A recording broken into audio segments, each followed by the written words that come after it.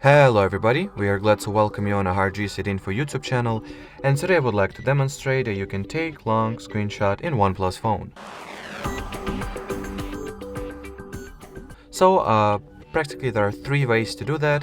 You can either take a regular screenshot with the following gesture and then choose the scroll option, and after that just scroll the web page or whatever is that you would like to take the scrolling screenshot of, then stop or cut the screenshot where you want it to be cut and save the changes, or save the results.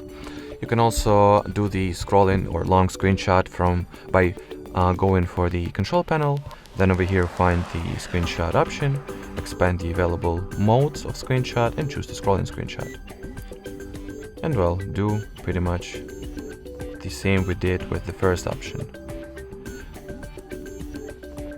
There is also the long screenshot gesture shortcut that you can use, or I'm not sure if it works properly, but well, whatever, I guess. So that would be pretty much it for today, guys. Thanks for watching, and bye bye.